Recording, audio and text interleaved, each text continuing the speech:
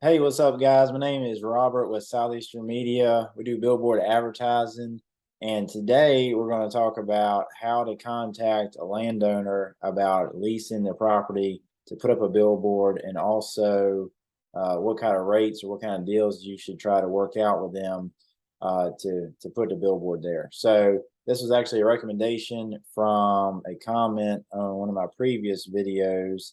It was from Up Top Roofing and Disaster Solutions. They said, "Hey, you should do a video on how to approach landowners and what kind of deals you're looking for." So I was like, "Absolutely, we can do that." So we'll talk about this particular location here.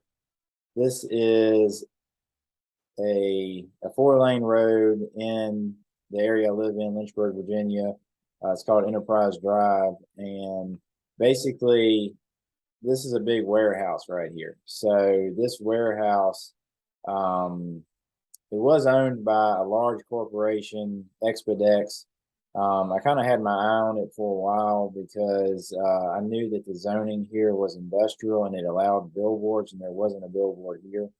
I also knew that this was a 4-lane road, which is always what I look for, a 4-lane road, pretty high traffic count, but also I love building signs at stoplights. So it also had a stoplight here.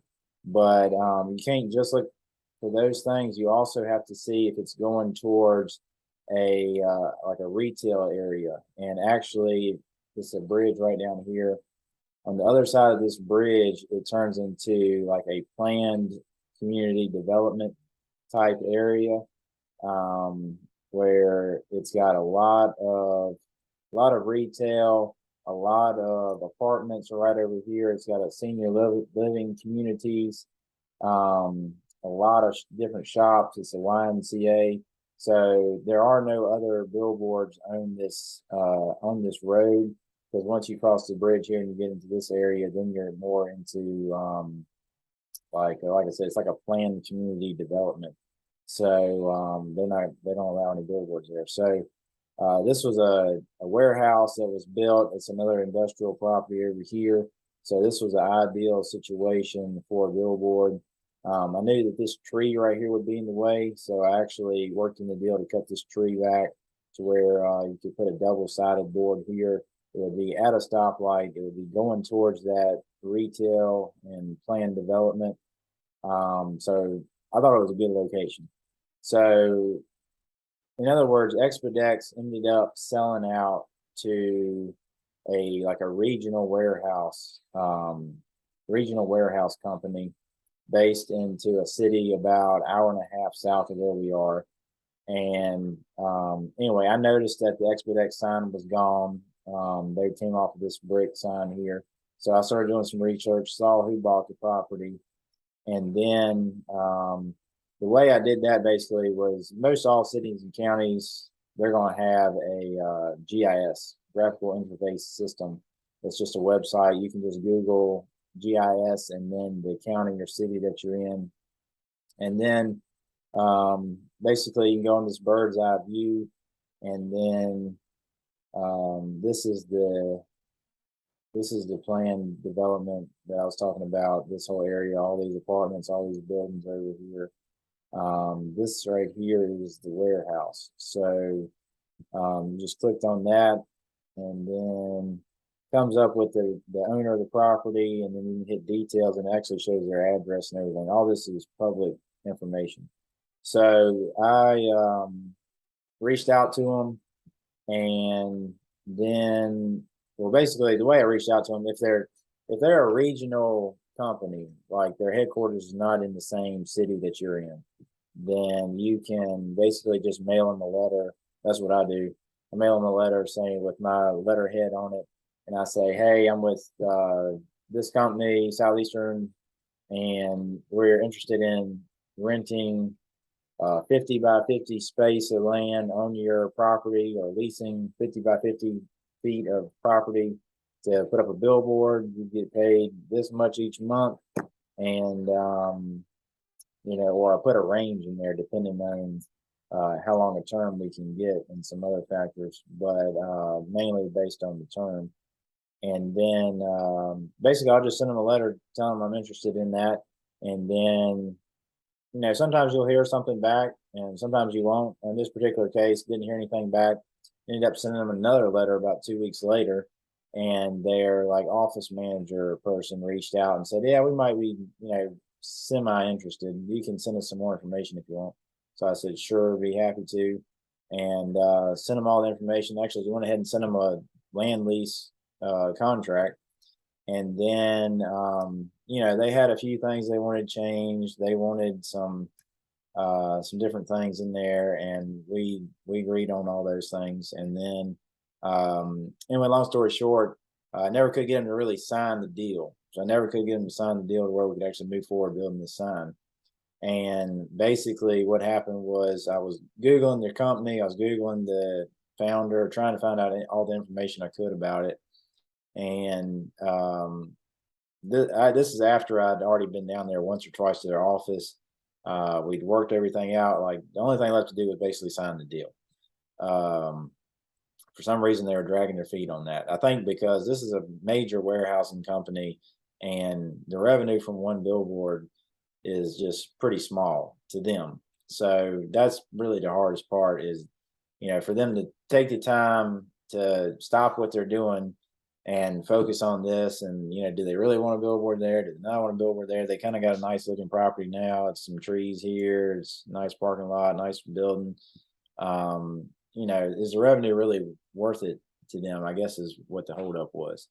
So anyway, I ended up, like I said, Googling about this guy, and I found an article about where he was speaking at a community college.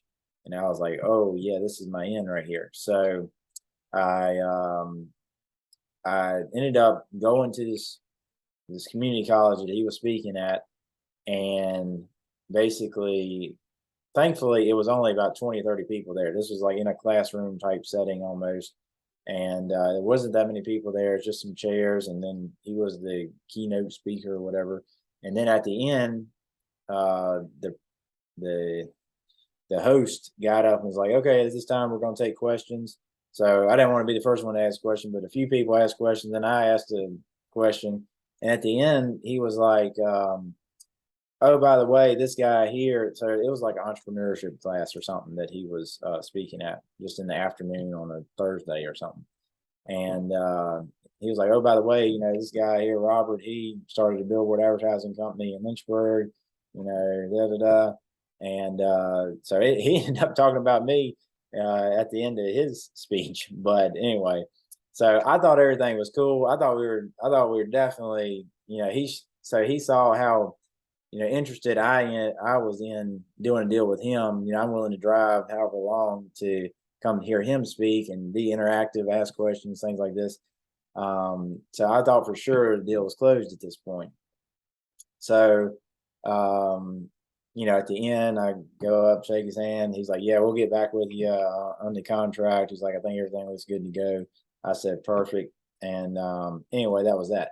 Well, still hadn't heard anything. Still couldn't get him to close the deal.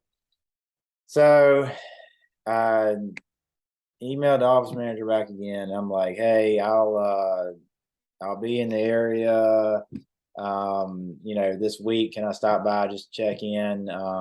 If the guy's there, I'll just see if everything's good. And if everything's good, we'll just sign off on the deal. We'll be good to go. I won't need anything else. And ended up scheduling a semi meeting, non-formal meeting where I was coming by at a certain time. Like it was like 10 a.m. on a weekday. So I got there at 10 a.m. and they're like, oh, the guy's having a super busy day. He had to run out. He should be back in a few hours. And I think they were thinking that I was just going to be like, oh, well, if it's going to be a few hours, I'll just have to reschedule. But I was like, oh, okay, yeah, no worries. I'll just hang out. And so they weren't expecting me just to hang out for a few hours. But so I just started sitting around there doing my work on my computer or phone or whatever. And then they come out like 30 minutes later and we're like, hey, I don't think he's going to be back at all today, actually. So I'm like, hey, no worries. By this time, it's like almost 11 o'clock, 11:30. I said, I'm going to run out, grab some lunch. I said, I'll check back in with you this afternoon. If he's here, I'd love to speak with him. If not, then, we'll just go from there. They're like, perfect. Anything to get me out of the office at this point. So I'm walking out to my truck, and the head guy, he drives a pretty distinct vehicle. It's a really, really nice, like Range Rover that you can't miss. And anyway, I saw the vehicle parked on the other side of the road, like down a little bit. I was like, man, I think that's his car right there. And so I started walking over kind of that way, just keeping an eye on it. And then the crazy thing is, I actually saw him walking down the sidewalk towards his car. And I'm like, what in the world? I thought this guy was out of town. And so I go, hey. And the guy's name's Rick. I say, hey, Rick, how's it going? And he was like, oh, hey. And I was like, yeah, I just came down to, check in on the billboard contract, see if everything was good to go. I said, we're ready to get started. And he's like, yeah, everything's good. I was like, well, great. I said, hey, all I need is just you sign off on it. I'll sign off on it at the same time. I said, I won't have to bother you anymore. He's like, all right, sounds good. So we actually go back inside right in front of the office manager and said he wasn't going to be back. And we're like, hey, how you doing? And we sat down, signed off on the deal. And that was that. I don't even think I've talked to him since. So, after that, I had everything I needed to go ahead and place the order for the sign and, got the structure built. Got the sign built, been selling the ads, and just do direct deposit flat rate each month to his account, and that's all it is. And yeah, so I hadn't seen him in Lynchburg. I drive by the sign pretty often and never seen his vehicle there anymore. So anyway, everything's good. But I think the other part of that question is, how much do you pay a landowner? So on all of my signs, I just do a flat rate, and that's a couple of different reasons why. But I think the biggest reason is probably because of how simple it is. They know how much they're getting each month. I know how much I'm paying them each month, and you don't have to go in and try to calculate how much revenue you're bringing in off each sign to pay out each month, which it's somewhat easy to do if you don't have that many signs. But if you have a lot of signs in one city, then you have people that are always moving around. So you might have somebody that starts out the month on the sign, but then on the 4th of the month, they send you emails and they want to move over here to this sign. So then you got to split that. You got to take however much they're paying. You got to split it up, figure out how much they're paying per day. Put the first 4 days revenue on this side, the other 26 days on the other side, and it's a lot going on there. So if you got a lot of signs and a lot of different advertisers, that's a lot. You got to have somebody calculate all that. It can be done, but it's just not as simple as just paying them a flat rate each month. The thing is, you got to make sure that when you do a flat rate that you can sell quite a few ads. Like a rule of thumb is you for a digital anyway, you want to be around maybe 15%. The high end would be 25%. For static, it's probably 20 to 25% of revenue goes to the landowner. For digital, 15 to 20%. And obviously, if you're a billboard company, the lower you can get it, the better. But that's generally a rule of thumb, anywhere between 15 and 25%, 25 being on the high end. So you really want to get around 15% if you're doing digital, especially double-sided digital.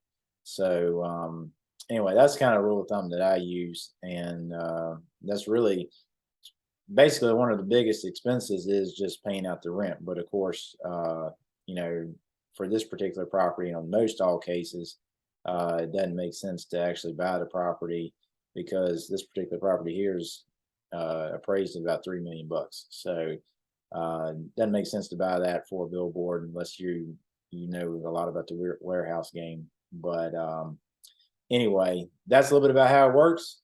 That's how you do it. And I mean, if the guy is actually in your town, you might can try to find a mutual friend that you can reach out to. But like if you don't hear back from the letter, email them, call them. There is no right or wrong way to do it. That's just how I do it.